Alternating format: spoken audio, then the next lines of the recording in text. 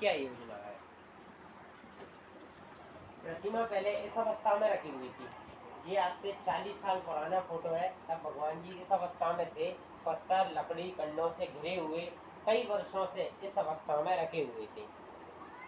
प्रतिमा तो बहुत अति प्राचीन प्रतिमा है ये। इसका सिर्फ एक अनुमान लगाया गया है कि ये प्रतिमा 2,500 से 3,000 वर्ष प्राचीन प्रतिमा है जी, और कई वर्षों से ऐसी अवस्था में रखी हुई थी। प्रतिमा का उद्धार 3 चरणों में हुआ यहाँ पे। सबसे पहला चरण आज से 30 साल पहले 1995 में अशोकनगर की जैन मिलन समिति ने प्रतिमा जी को इस अवस्था से उठा करके और एक ऊंचा चबूतरा बना के विराजमान कर दिया था। इस अवस्था जहाँ भी आप दर्शन करके आए हैं उसी स्थान पर रख गए थे जैन मिलन समिति के लोग आज से 30 साल पहले। वह लोग भी चाह रहे थे कि प्रतिमा का जीर्णोद्धार हो, बढ़िया मंदिर बने, पर आज से 30 साल पहले संसाधनों की कमी के कारण उन्होंने चबूतरे पर विराजमान करके छोड़ दिया था। फिर दूसरे चरण में 2018 में इंदौर का ट्रस्ट है संस्कृति सेवा संवर्धन ट्रस्ट, जो कि इंदौर का ट्रस्ट है।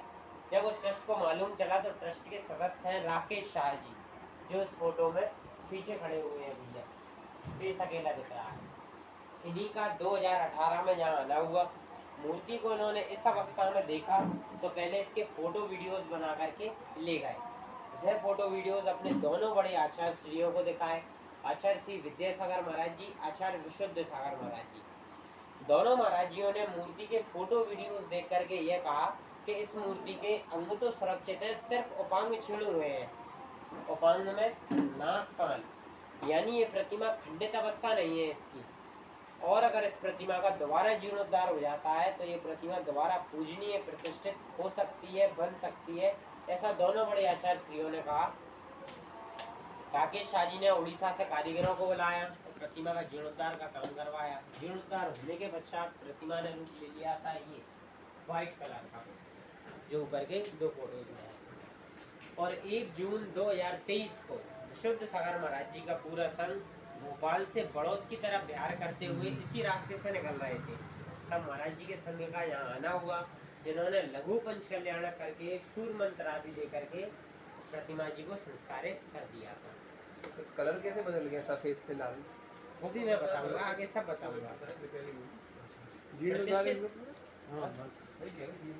प्रतिष्ठित होने के बाद तीसरे चरण में फिर ये समिति बन गई, आदिश्वर आदिनाथ भट्टादेव समिति, जिसमें ये 45 युवा सदस्य लोगों की समिति है और सभी अशोकनगर की युवा टीम है ये। बाकी फिर इन लोगों ने अपना सहयोग दिया कि प्रतिमा जी के सामने जो छोटा सा और कच्चा प्रांगण था उसी को मंदिर का स्वरूप दिया गया। साथ ही छोटी सी जगह में उत्तम व्यवस्थाएं हो गई है। आज से 1 साल पहले यहाँ कार्यालय का भी निर्माण हो गया, जिसमें शुद्ध धोती दुपट्टा पहनने की उत्तम व्यवस्था, और धोती दुपट्टे भी 200 जोड़ी धोती दुपट्टे हैं। अगर मंडल समिति को एक साथ आता है तो अभिषेक शांतिधारा एक साथ कर सकते हैं। साथ ही ऑफिस व्यवस्था हो गई है, वॉशरूम आदि व्यवस्थाएं हो गई हैं। और समिति के सभी मेंबर्स, हाँ बताता हूँ, समिति के सभी मेंबर्स प्रत्येक रविवार को यही क्षेत्र पे आते हैं। 108 विशेष रीति कलशों से भगवान का मस्तक से अभिषेक शांतिधारा होते हैं प्रत्येक रविवार को, और बाकी के दिनों में चरणों के अभिषेक शांतिधारा होते हैं सुबह 8:30 से टाइम सेम। बाकी आप कलर का पूछ रहे हैं तो देखिए, कलर पहले व्हाइट था और अब ऐसा कलर हुआ, तो प्रतिमा पर कलर या पॉलिश तो नहीं हुई है, लेकिन प्रतिमा जी के ऊपर तिली के तेल का लेप होता है, जो कि हर 4-5 महीने में एक बार होता है। उसी से कलर चेंज हुआ है। वो ये फर्स्ट लेप की फोटो है। बाकी लेप अब होते होते कलर प्रतिमा जी का ऐसा हो गया है। और बाकी क्या, ये तो मैंने आपको यहाँ तक अभी तक का प्रतिमा का इतिहास के बारे में जानकारी बताई।